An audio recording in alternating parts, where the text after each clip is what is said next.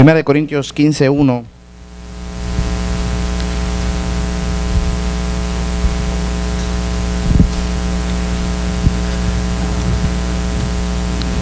Dice la Biblia: y yo les he dejado saber a ustedes el evangelio que he predicado, que es el que ustedes han recibido, en el cual ustedes están siendo sostenidos, in which also you stand, por el cual también sois salvos, in which also you are saved, if you hold fast the word, si retenéis la palabra o la doctrina. Dice, if you hold fast to the word I preach, la palabra que les he predicado, unless, o si no, pues creíste en vano, you believe in vain. Pues yo les he declarado a ustedes, yo les he recitado a ustedes, yo les he pasado, I have passed down to you, I deliver, como de primera importancia, lo que yo también recibí. Les he dado a ustedes lo que he recibido, que Cristo murió por nuestros pecados, de acuerdo a las Escrituras, que fue sepultado y que resucitó al tercer día, de acuerdo a las Escrituras, y que se le apareció a Cefas, después a los 12, y después se le apareció a más de 500 hermanos a la vez, algunos de los cuales todavía permanecen y otros ya descansan. Y después se le apareció a Santiago, después a todos los apóstoles, y como último, verso 8, dice, como alguien, como un abortivo, dice untimely born, como alguien nacido fuera de tiempo, se apareció a mí, que no soy digno de ser llamado apóstol, pues yo perseguía la iglesia de Dios. Pero la gracia de Dios no ha sido en vano conmigo, mas yo trabajo más que todos los demás, pero no soy yo, sino la gracia de Dios que está conmigo. Amén. La palabra del Señor, 1 Corintios 15. ¿Cuántos tienen esa palabra conmigo? Si Dios va a contar un cuento, ¿qué clase de cuento contaría Dios?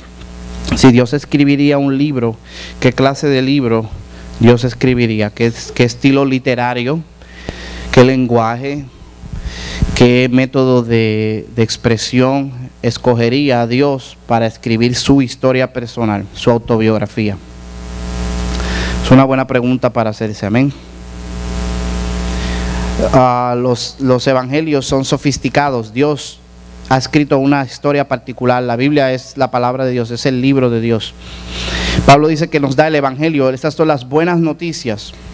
Las buenas noticias son de Dios, de acuerdo a Romanos capítulo 1, verso 1. Es el evangelio de Dios. Dios tiene posesión y pertenencia de las buenas nuevas. Y este mensaje, esta historia, este cuento de Dios es un cuento bien particular. Yo pienso que si Dios hace un libro o Dios cuenta una historia, Dios va a contar su historia. Número uno, me imagino que lo hará de una manera bien diferente a la que hacen todos los demás. Imagino que sería bien peculiar y bien especial. Número dos, si Dios cuenta una historia o escribe su propio libro, me imagino que utilizaría un método bien especial para escribirlo. Y número tres, bueno, podemos decir cuatro. Número tres, me imagino que si Dios escribe una historia, un libro, ese libro revelaría quién Él es. Porque toda composición o toda obra de arte es una revelación del autor que la hizo. Una pintura dice algo acerca del pintor que la creó. Un libro dice algo acerca del autor que la escribió. Dios se revelaría a través de su propia historia, a través de su propia obra, a través de su libro. Y lo último que diría yo es que esa historia, por ser Dios el que la está narrando, por ser Dios el que la está contando, tendría en ella todos los elementos que le hacen justicia a la vida completa, al mundo en que tú y yo vivimos, a Dios mismo y a la realidad como tú y yo la experimentamos. Sería un libro, una composición que cuando yo la lea, cuando yo la estudie, cuando yo la medite, me daría cuenta de que el mundo alrededor se me ilumina. Vería los detalles y las realidades de la vida más claramente. Como C.S. Lewis famosamente dijo, yo creo en Dios como creo que el sol se ha levantado. No porque lo puedo ver al sol, sino porque a través de él puedo ver todo lo demás. La palabra de Dios nos ilumina el mundo, nos ilumina la experiencia personal humana, nos ilumina el todo de la vida, nos ilumina la realidad de quién Dios es y las cosas que nosotros experimentamos en nuestro diario vivir. Y este es parte de la evidencia que nos muestra que la palabra de Dios, que el Evangelio realmente son las buenas nuevas de Dios, son la noticia de Dios, son el cuento de Dios mismo. Porque solo Dios podría contar un cuento así, solo Dios podría componer una obra literaria de esta manera.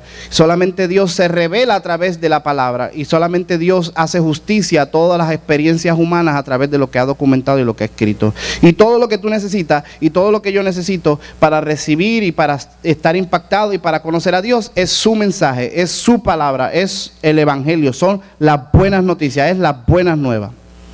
Dios nos dio un libro, Dios nos dio un mensaje, Dios nos dio un cuento, Dios nos dio una historia para que la proclamemos, para que la creamos y para que la vivamos, y en ella se encuentra todo lo que necesitamos para ser exitosos, para tener contentamiento en la vida, para ser felices, para descubrir nuestro propósito, para tener una vida en victoria. Todo lo que tú te puedas preguntar acerca de la existencia, el propósito por el cual estás aquí, cuál es el futuro del planeta, todo ya está en la palabra de Dios, en el cuento de Dios, en la historia de Dios, está todo lo que tú necesitas para hacerle justicia a la vida como tú y yo la experimentamos diariamente.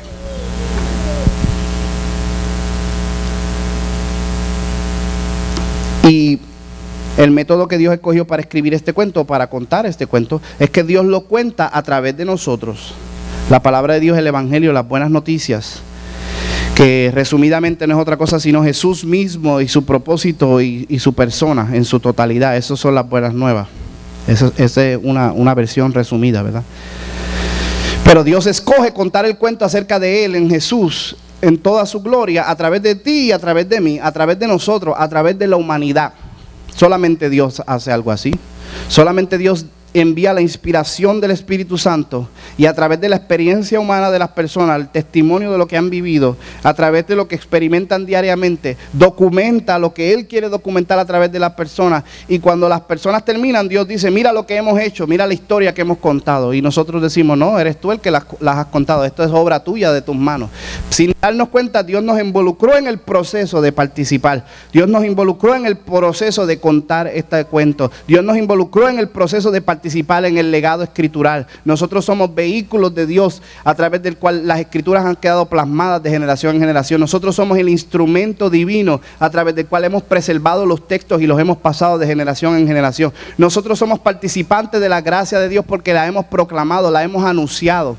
Nosotros mismos la hemos interpretado y la hemos puesto en formato, en contexto, en estructura de iglesia, en modelo de liderazgo. Hemos traído el mensaje. Dios nos utiliza para traer el mensaje. El método que Dios ha seleccionado y escogido para transmitir este gran mensaje de quién Él es, para hacerle justicia a la experiencia humana, para revelar su gloria y su poder. El método que Dios ha escogido es utilizarnos a nosotros. Piensa en eso, qué interesante. Solamente Dios.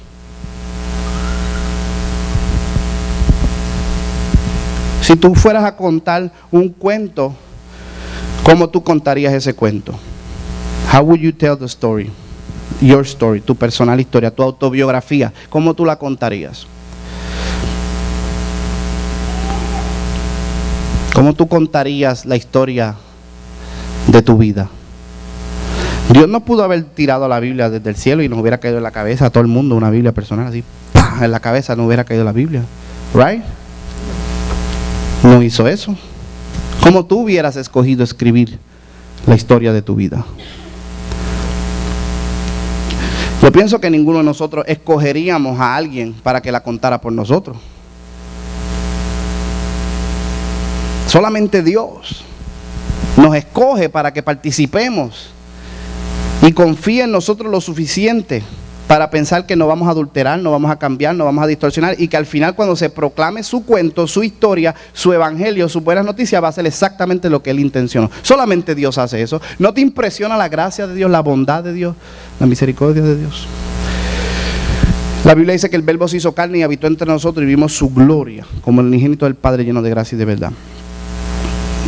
La consistencia entre como el Verbo, hablando de Jesucristo en este instante, se hizo carne y es el mensaje de Dios a la humanidad. Es bien interesante cómo se relaciona y es paralelo al hecho de que la inspiración del Espíritu Santo utilizó seres humanos y se adaptó a la naturaleza humana para ser interpretada, asimilada y darle expresión, y tomando la humanidad en su debilidad, en su pecado, en su falla, de todas maneras salió predicando el hombre el mensaje correcto de Dios, lo que tenemos hoy como palabra de Dios en la Biblia.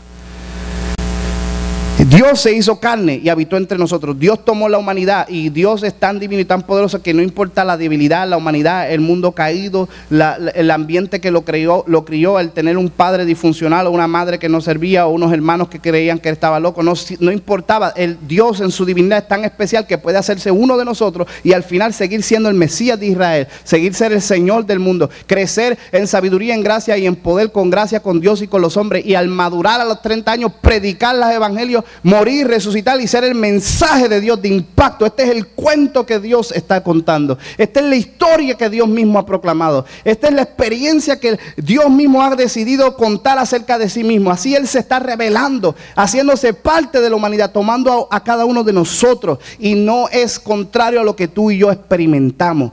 El evangelio no es evangelio hasta que sea tu evangelio. Tú no puedes contar la predicación de lo que oíste en la televisión o lo que te dijo aquel. Si no es un testimonio real, Dios no lo expresa a través. Tú tienes que contar tu historia, tu cuento. Un día Dios llegó a mi vida y me libertó. Me quitó el odio, el rencor. Me transformó. Me quitó los vicios, la adicción. Un día Dios llegó a mi vida y me dio un gozo que nunca había experimentado. Ya no tengo que buscar a nada ni a nadie más. Lo único que quiero es por el resto de mi vida darle gracias a Dios y adorarle por todas las bondades que ya ha hecho, aunque no haga nada más. Solamente lo que hizo es suficiente para yo quedar postrado, y ahora tengo un testimonio. Yo tengo una buena noticia. Yo puedo predicar el evangelio, porque el evangelio no es solamente tinta ni letra en un papel. El evangelio es vida, es Dios contando el cuento de su vida a través de la vida tuya.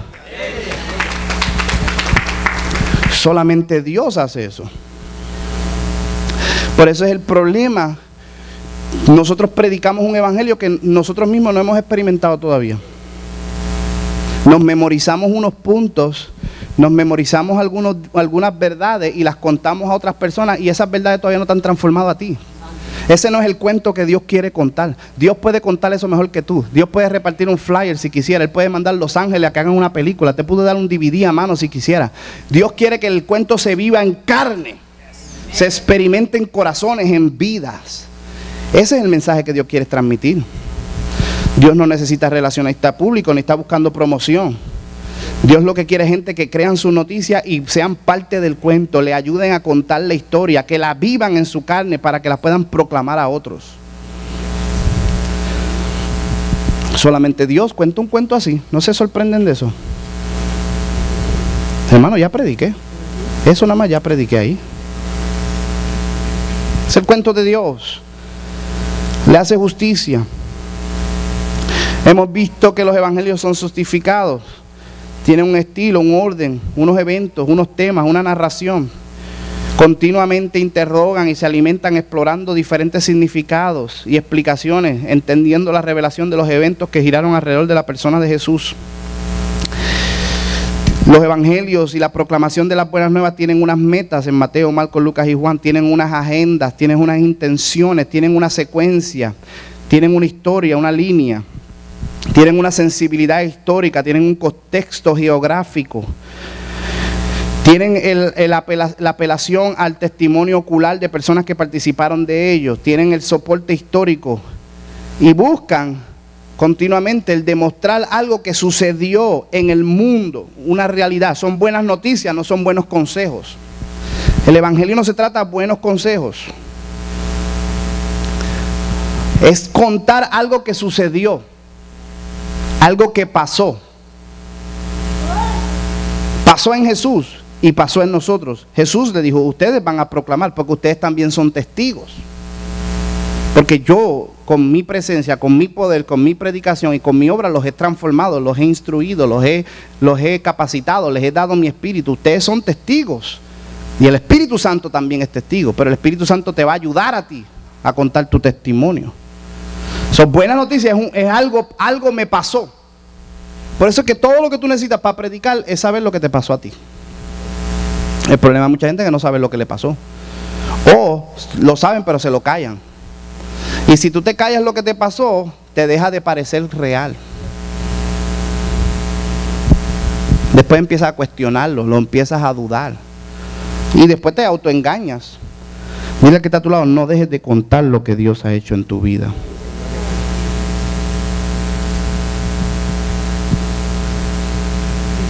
La crucifixión de Jesús y la persona de Jesús está documentada para lo que se llama multi-independent sources.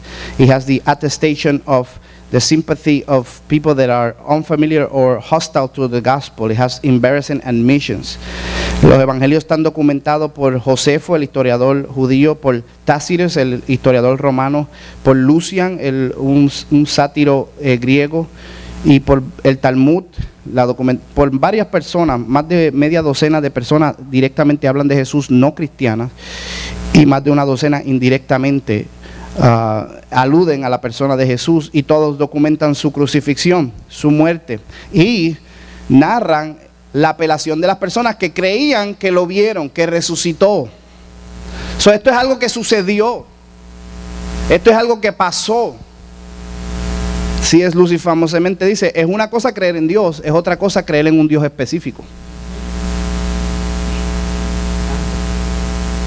Porque si Dios específicamente vino en el tiempo y nació y tuvo una vida, entonces ahora yo tengo que vivir conforme a esa vida. Ahora yo tengo que escuchar lo que salió de sus palabras. Ahora yo tengo que prestar atención a para qué vino ese Dios.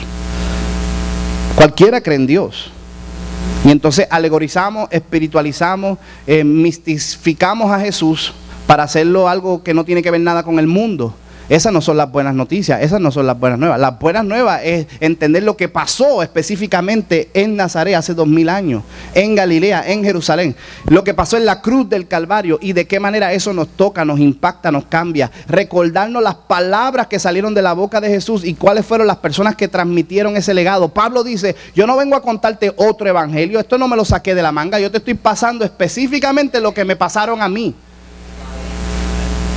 Te estoy contando el evangelio, las buenas noticias de que Dios ha actuado decisivamente a favor de la humanidad y ha entrado y se hizo carne y murió por nuestros pecados y resucitó al tercer día, y ahí está todo lo que tú necesitas para vivir una vida exitosa. El evangelio revela el todo de quién Dios es y le da justicia a la vida.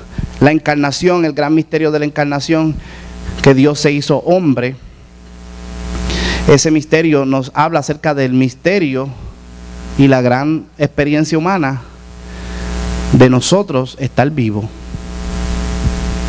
Sí, nosotros existir y estar en este planeta y estar consumiendo el oxígeno y estar todos los días viendo para arriba y para abajo, es una experiencia que nosotros no apreciamos ni le hallamos mucho significado, fuera del hecho que podamos comprender que Dios ha validado la existencia humana a través de la encarnación. Porque si Dios se hizo un hombre y nació como tú y yo nacimos, quiere decir que el nacer y estar vivo significa y es importante.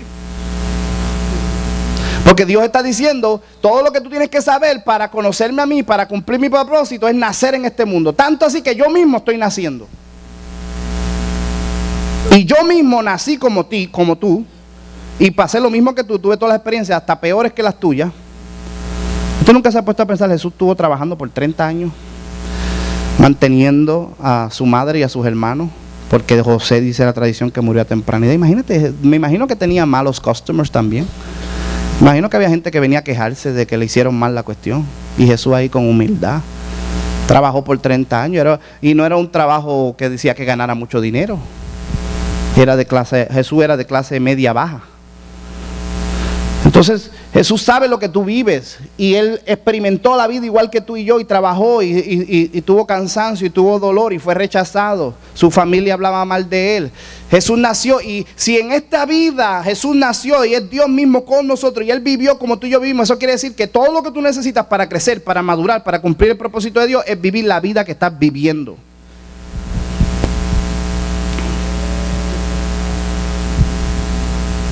¿You got it o no? Morirse no es la solución. Si no, Dios nos mataría a todos nosotros. ¿Por qué Dios no nos mata a todos nosotros? Y tú te matas y te vas para el cielo. Y no estás aquí con la tentación y con el pecado y con el diablo, y a lo mejor te puedes ir al infierno. Te conviertes y te mueres y te vas para el cielo y estás con Él por el resto de la eternidad. ¿Por qué Dios te deja aquí? Porque Jesús estuvo aquí. Jesús estuvo aquí y vivió la vida a su plenitud. Dice que creció en gracia, en sabiduría con Dios y con los hombres. Todo lo que tú necesitas para ser humano y para ser como Dios, Jesús lo aprendió de otros hombres y de otras personas en esta vida. Y tú también debes hacer lo mismo. Tú todo lo que necesitas está. El misterio de nacer y de la existencia humana se revela en la encarnación. La encarnación es la validación de Dios a la experiencia humana de la vida. Que la vida vale la pena vivirla. La Biblia dice que la sangre de Caín hablaba desde la tierra. Esa palabra sangre es plural en el original. ¿Por qué la sangre de Jesús clamaba? Porque la sangre de Abel clamaba. La sangre de Abel clamaba porque todas las generaciones de Abel se perdieron. Nunca pudo tener los hijos que estaba intencionado, y los hijos de los hijos no pudieron tener los hijos de los hijos. Ni todo. Hay una generación completa que clama a Dios desde la tierra. Porque nunca van a tener la oportunidad de nacer, nunca van a tener la oportunidad de vivir y nunca van a tener la oportunidad de cumplir el propósito de Dios ni entender quién Dios es. Se perdió. La sangre de tu hermano clama a mí desde la tierra. Si fuera Abel nada más, pues está bien. Se murió Abel, se fue para el cielo. ¿Y todos los que iban a nacer de Abel?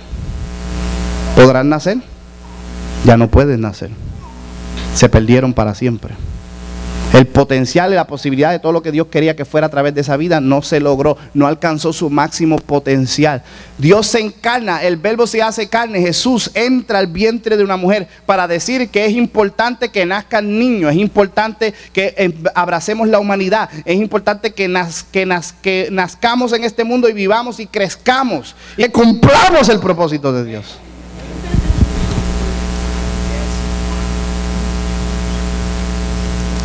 You got it or no? La vida de Jesús nos hace entender el misterio del propósito de Dios.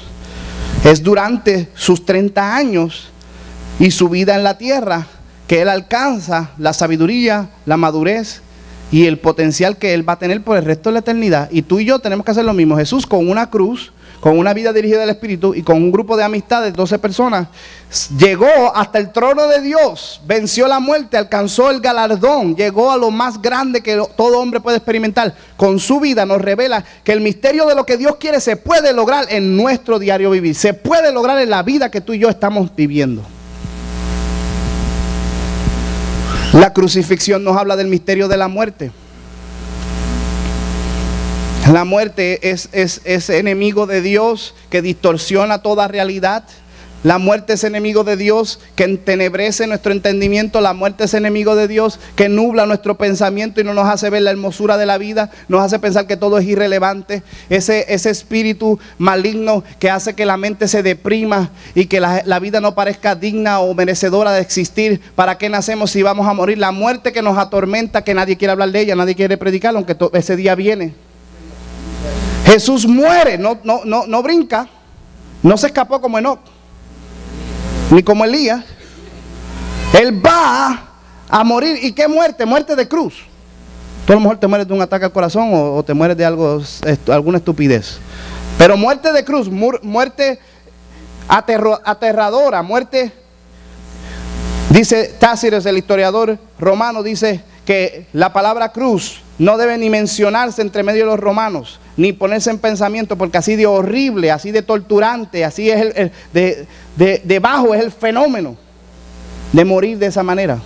Diseñado específicamente para torturarte lo más largo posible, con la máxima capacidad de dolor posible, sin que mueras. Esa es la cruz. La gente a veces estaba crucificada por semanas, días. Por eso el soldado se sorprendió. Por eso le rompieron las piernas a las personas, para que dejaran de respirar y se acabaran de morir. Y por eso se sorprendió el romano, porque vio que ya Jesús estaba muerto. Vio que Él estaba en control. Se murió cuando Él quiso. En cualquier momento se pudo haber ido, pero Él quiso sufrir hasta lo último. Quiso probar hasta la última gota de la copa de la ira de Dios. Y recuérdate que no solamente está experimentando dolor físico y tortura emocional, de la gente burlándose alrededor, está experimentando la apostasía, o podemos decir el rechazo de Dios mismo. Las tinieblas lo cubrieron, Dios mismo apartó su rostro de él, Dios mismo le dio la espalda, experimentó el pecado de toda la humanidad. El que nunca había pecado, el que era inocente, el que nunca había cometido ninguna falta, ninguna mentira había salido de su boca, ningún pensamiento con él, tomó el pecado de todos nosotros sobre él. Solamente Dios en la carne puede hacer eso, porque el pecado tuyo nada más es suficiente para destruirte, pero él tomó el pecado de toda la humanidad, pasado, presente, todo lo cargó sobre él.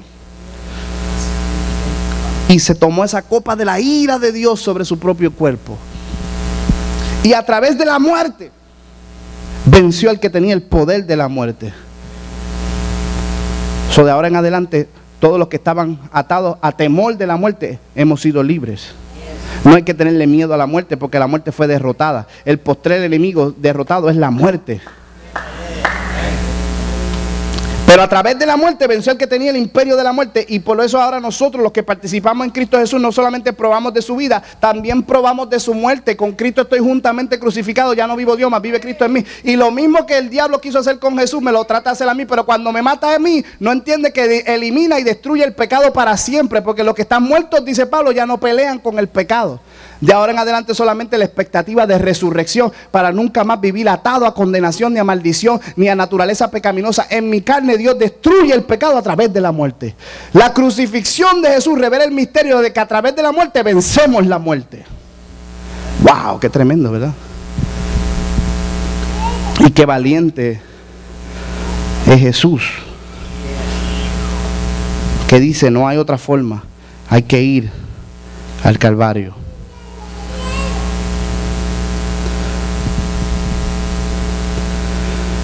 Y la resurrección nos habla acerca del misterio de la nueva creación. La resurrección es la validación de Dios a la carne, o la validación de Dios al mundo completo. La resurrección nos habla del misterio de creación y de nueva creación. Lo mismo que sucedió cuando Dios dijo de la nada: sea la luz, y todas las cosas salieron ex nihilo, salieron a la luz. Es lo mismo que sucedió en la tumba, cuando Jesucristo tomó toda la creación completa y ahora una nueva luz resplandeció a través del cuerpo del Mesías Jesucristo. La luz de la nueva creación. Todo fue transformado en su cuerpo. Eso no es solamente lenguaje poético, eso no es metafórico, eso no es alegórico, eso no es solamente para qué lindo se oye en mi imaginación. Eso es un evento real. Buenas noticias, algo que sucedió. El mundo ya es diferente. Colosenses 1:23 dice que el evangelio fue proclamado a toda la creación. Apocalipsis 14:6 dice que el evangelio es eterno y por lo tanto va a ser proclamado y comunicado eternamente. Si no lo aprendes ahora, lo vas a tener que aprender después. Si no entiendes el misterio de encarnación, vida, muerte y resurrección, vas a tener que aprenderlo en el futuro, porque dice en Apocalipsis que va a ser predicado eternamente el evangelio. Porque ahí es que está todo lo que se necesita para crecer, para madurar y para alcanzar los propósitos de Dios. ¿Qué cuento el cuento que Dios está contando? ¿Qué historia la historia que Dios cuenta? ¿Tan aburrido? El evangelio es específico en su contenido.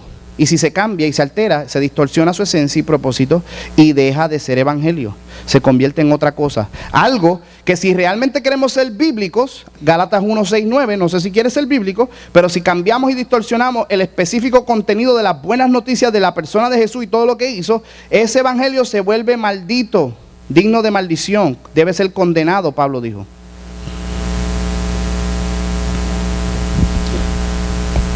¿Lo vieron? No se debe cambiar, no se debe alterar.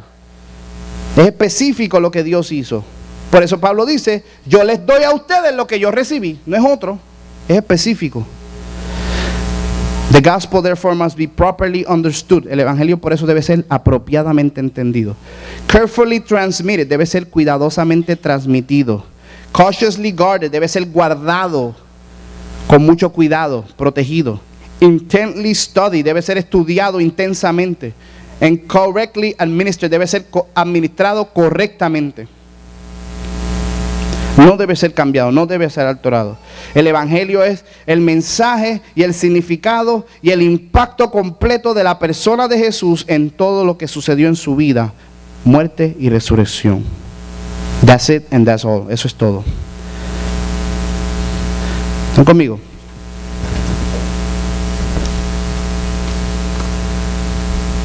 Los evangelios que encierran este cuento de Jesús, la palabra de Dios, Mateo, Marcos, Lucas y Juan, que cuentan y encierran este misterio, estos misterios que estamos hablando hoy, they are fascinating documents, son documentos fascinantes.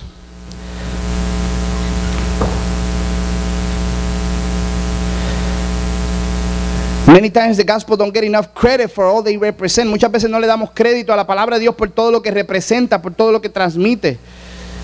Si hemos visto que están cuidadosamente narrados, con estilos, con temas, con narración, cuidadosamente estructurados para traer un tema a propósito y para que el significado de la persona de Jesús se transmita de esta manera tan contundente. Si los evangelios están elaborados tan drásticamente y tan dramáticamente, entonces, at the very least, this is evidence of well analyzed, deeply pondered, reflected, coherent concept, beliefs and ideas. Lo mínimo que podemos decir que esto es una creencia que fue analizada con cuidado antes de ser transmitida. Tiene que ser. La evidencia nos hace concluir que ellos reflexionaron coherentemente acerca de lo que estaban documentando. Sus conceptos y sus creencias no fueron escritas al azar. No fueron escritas con prisa, casualmente. Son composiciones de pensamientos que están fundamentados en una experiencia personal, genuina y auténtica. Mateo y Lucas, mejor que ninguna otra biografía grecorromana, citan palabra por palabra perfectamente el libro de Marcos. Nadie más tiene ese testimonio. Si Mateo y Lucas están tan cuidadosamente redactando y repitiendo la historia de Marcos detalladamente, ¿no te dice eso que son cuidadosos en la transmisión del mensaje de Jesús? Y tienen la capacidad de adornarlo, Mateo a su forma, Lucas con su propósito y Juan con su enfoque y centro teológico. Si ellos lo redactan de su manera particular sin apartarse del centro del mensaje, ¿no te dice eso que hay algo sucediendo en estos autores?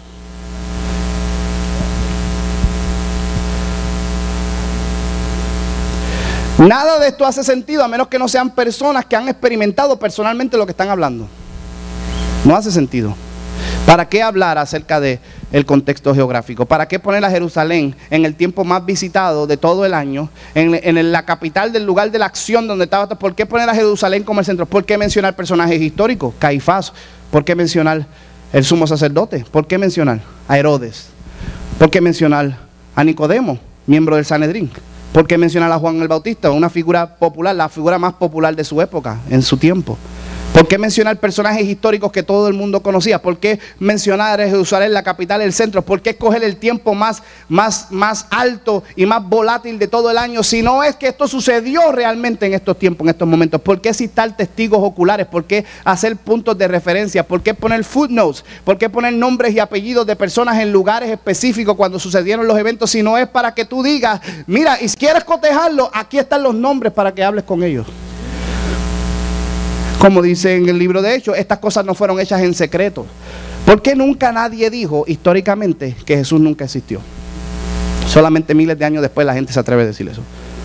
Porque la evidencia era contundente. ¿Por qué nadie produjo el cuerpo? Porque todo el mundo sabía que la tumba estaba vacía.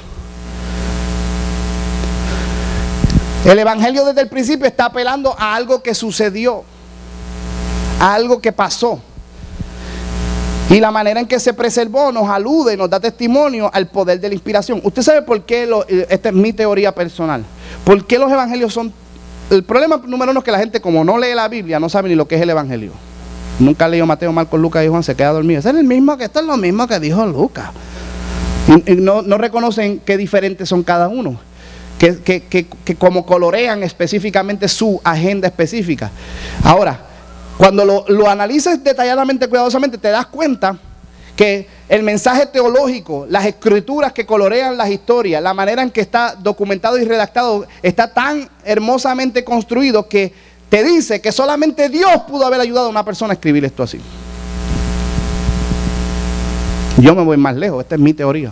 Yo pienso que Jesús específicamente entrenó a las personas que iban a redactar y a predicar el evangelio cuando estuvo 40 días con ellos resucitado en la tierra.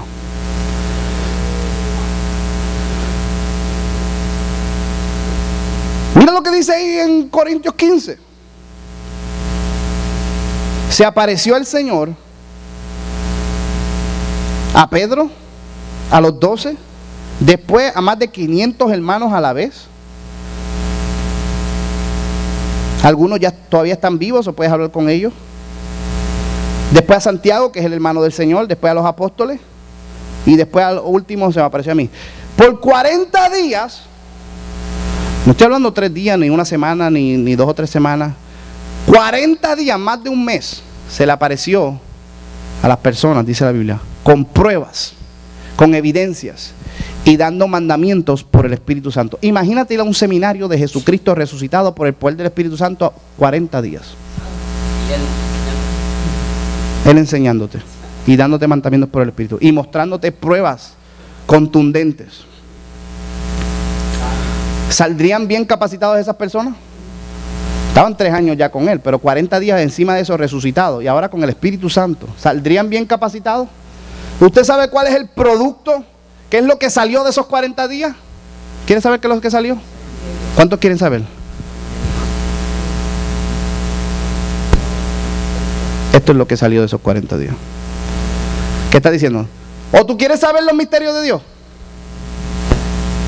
¿O te interesan los profundos misterios de la vida? ¿Quieres saber quién yo soy en mi totalidad y que Dios se te revele personalmente? ¿No te hace sentido las cosas que estás experimentando en tu diario vivir? ¿Tienes algún problema personal con tu matrimonio, con tu familia, ¿Quieres crecer espiritualmente y conocer los dones del Espíritu Santo y todo lo que Cristo está viviendo? Aquí está el producto del entrenamiento. El mensaje. Asimilado, meditado, reflexionado, digerido, consumado hasta tu totalidad y transmitido fielmente, dice Pablo. Pablo dice, no me avergüenzo de esta noticia, no me avergüenzo del evangelio, no me avergüenzo de este mensaje, porque es el poder de Dios para salvación a todos los que creen. Para los griegos es locura, para los judíos es tontera, pero para nosotros es poder y sabiduría, la cruz. No me avergüenzo de predicar, porque ahí están los misterios de Dios, Jesucristo revelado a través de un mensaje. Solamente Dios viene y se encarna y a través de su vida deja un legado y a través de palabras predicadas revela quién Él es, nos hace justicia a la experiencia humana y nos da todo lo que necesitamos.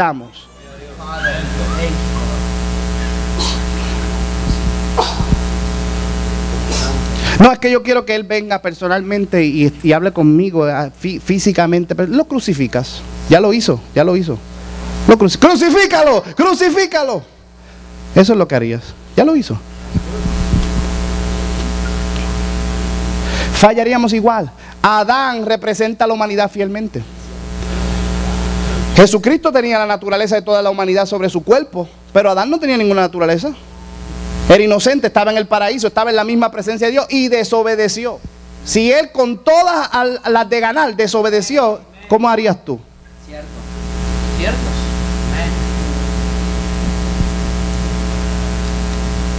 ¿Tú quieres probarte a Dios? ¿Tú quieres demostrarle a Dios tu amor? Aquí está. Ponte a leer el libro.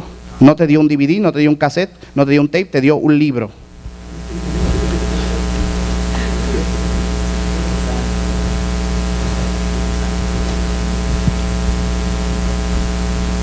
¿Entienden conmigo? Y Jesús resuelve el problema. La historia de Israel completa se consuma en su persona.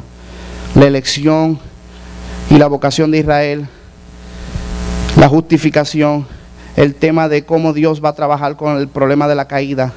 El problema es que el mundo está caído. Hermano, recuérdese que hubo un tiempo donde la cosa se veía bien mala. Se veía mal la cosa. ¿Ok? Porque recuérdate que Adán hizo que todo cayera. El mundo cayó, se corrompió. Recuérdate que todas las personas se apartaron. Para el capítulo 6 ya Dios se arrepintió de haber hecho al hombre. Me arrepiento de haberlos hecho. Sus pensamientos son continuamente hacia el mal y Dios tuvo que destruir la tierra. Se veía mal la cosa. Dios llamó a Abraham, Dios llamó a Noé, Dios llamó a una nueva generación, llamó a los judíos y le dijo que ustedes van a ser el instrumento a través del cual yo voy a restaurar todas las cosas. Salieron de Egipto y ya en el desierto hicieron un becerro. Se ve mal la cosa no se ve bien. Dios dijo a Moisés, mira, Moisés, vamos a destruirlos a todos y empezamos de cero contigo. Moisés cuestionó a Dios, le intercedió, le rogó a Dios y Dios tuvo misericordia de ellos, los llevó y 40 años no pudieron aprender el mensaje que Dios quería transmitirlo. Dios dijo, ustedes van a ser reyes y sacerdotes, van a ser mi instrumento, van a ser una teocracia, yo mismo voy a ser rey sobre ustedes, ustedes van a ser mi nación, yo los voy a establecer y el que se meta con ustedes se mete conmigo. Tienen todas las de ganar. 40 años y no aprendieron nada. Y Dios se molestó tanto que juró, nunca van a entrar a mi reposo, toda esa generación, ninguno. No le hables a Dios porque se molesta de ellos. Dios, ya que no, juré y no me voy a arrepentir, dijo Dios. Imagínate si se molestó. Se veía mal la cosa. Porque Israel era tan parte del problema como el problema que estaban tratando de resolver.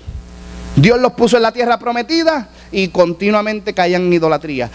Tomaban los dioses paganos. Dios mismo escribió en el libro de Jeremías que ¿quién ha escuchado una cosa así? Todas las personas de todas las naciones son fieles a sus dioses, pero yo, el único Dios verdadero, me le he revelado personal a esta gente y me dejan por otros dioses. Los musulmanes por eso son fieles a la gloria a Dios. Por lo menos son fieles a su mentira. Los hindúes son fieles a los demonios esos de 5 manos que tienen. Gloria a Dios.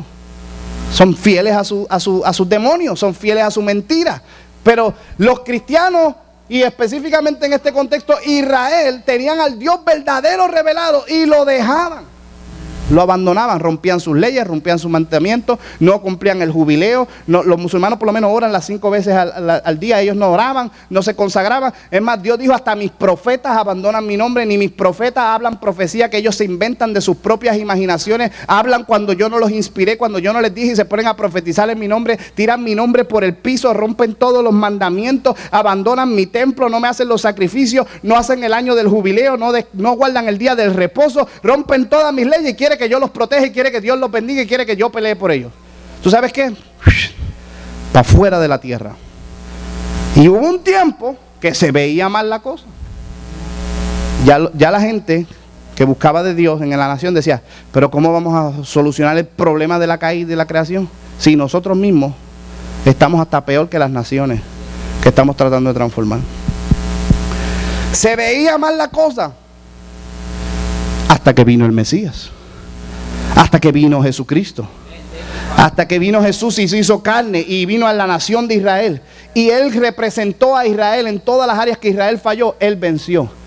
Israel falló 40 años, Jesús venció por 40 días. Cogió al diablo y le dio contra el piso por 40 días. Le dijo la palabra de Dios y todas las áreas que hizo caer a la humanidad, todas las áreas que destruyeron a Adán, todas las áreas que destruyó a Israel, todo lo que hizo apartar el pacto de Dios, Jesucristo lo cumplió fielmente, diciendo escrito está, escrito está, escrito está. No solo de pan vivirá el hombre, solamente al Señor tu Dios adorará. Derrotó al diablo 40 días, venció lo que Israel fracasó en 40 años.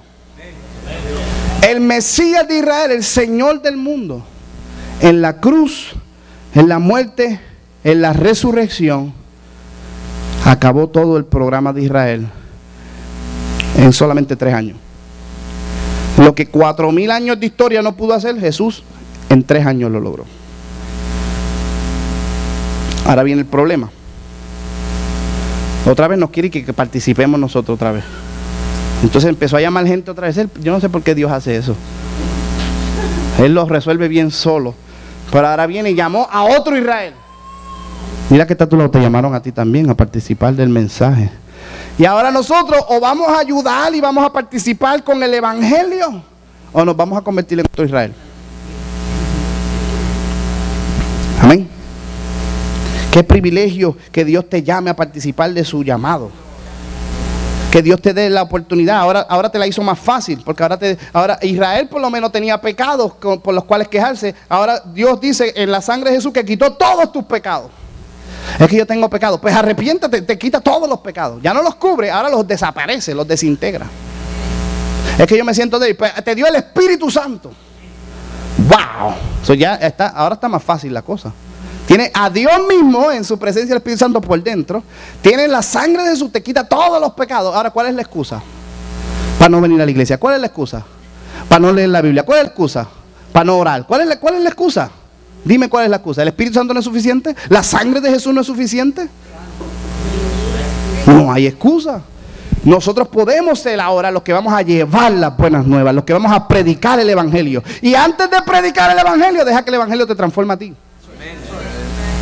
Créete este mensaje, muere con él. La religión es darle vueltas a la cruz. El cristianismo es treparte a la cruz.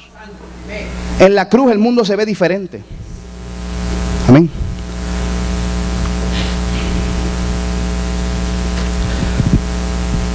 The kingdom of God, el reino de Dios ha llegado. Isaías 49, Isaías 52, 7, Isaías 61, 1. ¿Qué hora es? Celebrar a Cristo.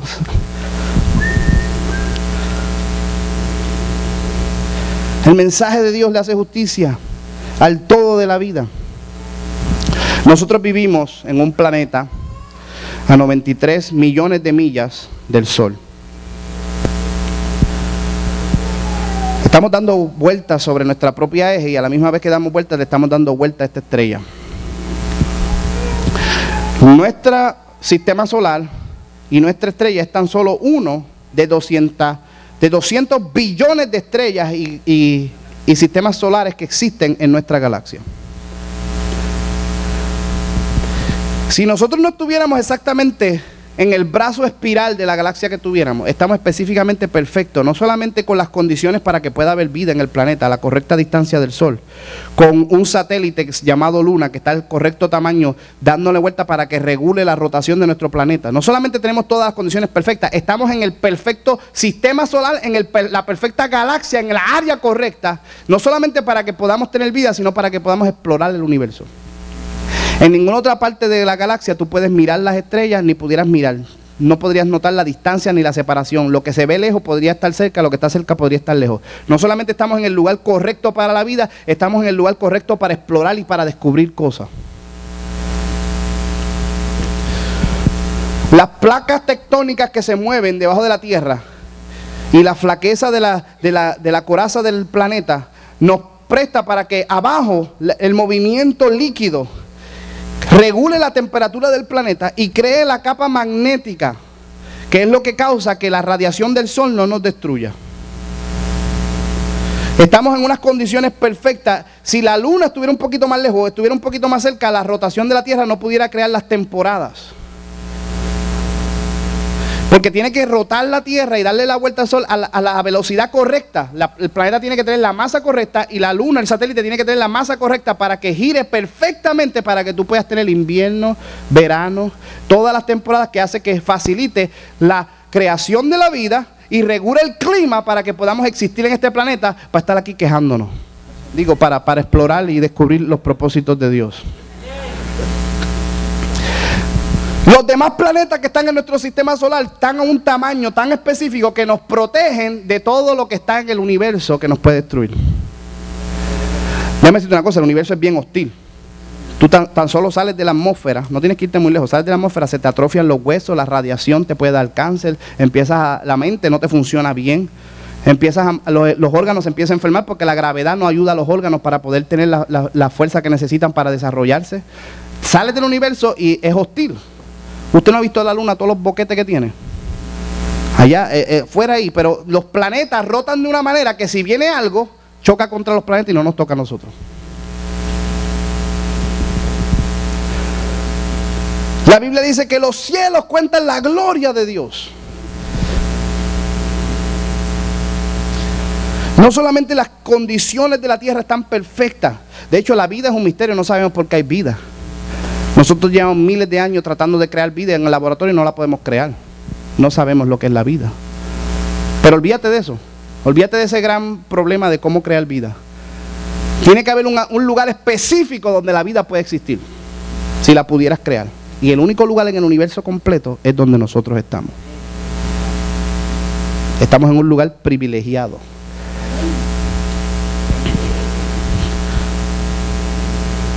Pero ya los tiempos están contados. como estuvieron para Israel, como estuvieron para Jesús, están para nosotros. La vida del planeta está contada. Dios le dijo a Jacob, déjame ir porque raya el alba. Traducción, yo tengo solamente una ventana de tiempo para trabajar contigo. Dios dijo en Génesis, el espíritu mío no contenderá para siempre con el hombre. Hermano, usted no tiene un montón de oportunidades. Eventualmente dice, esa era la última. Y aquí no hay más nada que se pueda hacer. El mejor día y el mejor momento es ahora. Hoy es el día de salvación. Hoy es el día para creer. Si algún día te ibas a convertir, ahora es que te puedes convertir. Si algún día ibas a vivir la palabra, ahora es que tienes que. Si algún día estabas esperando para adorar a Dios, ahora es el tiempo agradable y aceptable para levantar tu mano y ponerte a glorificar al Señor. Si un día vas a cumplir el propósito de Dios, es hoy el día para cumplir los propósitos de Dios. Nadie dice amén en esta iglesia bautista.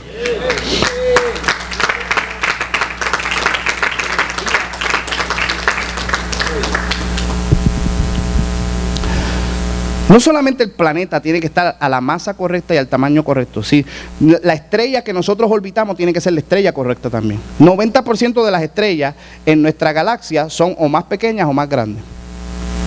Por lo tanto, si hubiéramos orbitado cualquier otra, aunque estuviéramos en la zona habitable donde la vida puede existir, la gravitación de la gravedad de los planetas causaría que nosotros no tuviéramos la rotación correcta y estuviéramos o quemados en un lado o frisados en el otro. No solamente la estrella tiene que estar correcta, tenemos que tener un satélite correcto, que es la luna, al tamaño correcto, a la distancia correcta. No solamente el planeta tiene que tener la atmósfera con el oxígeno y el nitrógeno y el dióxido de carbono correcto para que podamos respirar y protegernos de la radiación. No solamente necesitamos la fuerza electromagnética y el magnetismo para que nos crea una protección de la radiación del sol. No solamente necesitamos las placas tectónicas para que se muevan y regulen la temperatura del planeta y podamos tener el clima. No solamente necesitamos la velocidad correcta de la órbita. No solamente eso, tenemos que estar en la galaxia correcta. No solamente tenemos que estar en la galaxia correcta, tenemos que estar en el universo correcto. El universo completo está diseñado para que tú tengas vida. Si la fuerza gravitacional tuviera un poquito menos o un poquito más, no hubiera universo. Si la fuerza nuclear no estuviera un poquito más o un poquito menos, no hubiera vida. Si no hubiera las estrellas, no hubiera la forma de mezclar los químicos para crear los minerales que producen la vida. El universo tiene que estar a la velocidad de la expansión del universo. El universo se está expandiendo ahora mismo, nunca ha dejado. Dios dijo sea la luz y Dios dijo nunca le dijo que pare, eso sigue. Se está expandiendo, no se puede ver, el universo es infinito porque se sigue expandiendo. Toda esa velocidad de expansión y la velocidad de la luz tiene que estar regulada específicamente a la manera que está, o si no, no pudiera existir elementos, no existiría materia, no existiría gravedad, no existiría vida, no existiría planeta, no existiría universo, no existiría nada. La fuerza electromagnética, la masa del neutrón, la masa del potrón, la masa de toda la creación completa está estructurada. Todo tiene unos valores, una medida específica, como si alguien... Parece que el universo completo es una conspiración para que tú estuvieras aquí. Y lo grande no es que el universo sea así de grande y todas las condiciones sean tan perfectas. Lo grande es que todo eso cabe en tu cabeza y tú lo puedes comprender. En un papel lo puedes dibujar. E = mc². Aquí está, esa es la fórmula de cómo trabaja el universo. ¿No te parece como que es raro que en un papel yo pueda escribir todo lo que está pasando?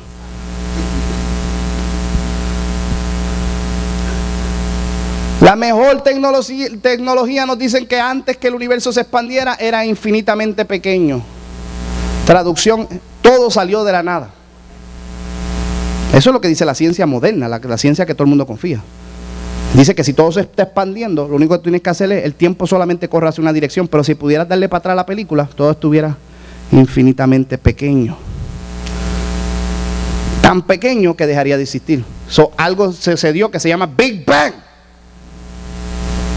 Que no fue ni Bang porque no había sonido, nadie lo escuchó. Ni era Big porque eso era diminutamente, infinitamente pequeño. Pero algo fuera de todo tenía que tener el poder para hacer que todo saliera. Y tenía que ser lo suficientemente inteligente para que haya información para explicarte todo lo que te acabo de explicar, que salió de la nada. Y tenía que tener la estructura personal para gobernarse y personalmente cerciorarse que todo corra como él quisiera. Esa es la traducción de Dios mismo. Y ese mismo Dios entró al mundo que Él creó, vivió como un judío de 30 años, jovencito, rechazado, atacado y perseguido injustamente como un revolucionario terrorista. Lo mataron en una cruz y resucitó. Y cuando resucitó, Big Bang nuevamente. Ahora transformó todas las cosas. Y la Biblia dice que estamos resucitados con Cristo, estamos sentados en lugares celestiales y el universo ha sido transformado y los muertos oirán la voz del Hijo del Hombre. Cuando Él retorne en gloria, Big Bang, de repente la resurrección que pasó en el cuerpo de Jesucristo se le va a aplicar a toda la creación, a todos los planetas, a las leyes de la materia, a las leyes de la física. Nuestro cuerpo será transformado, nuestra mente será transformada, el universo, el planeta. Juan dice, vi un cielo nuevo y una tierra nueva.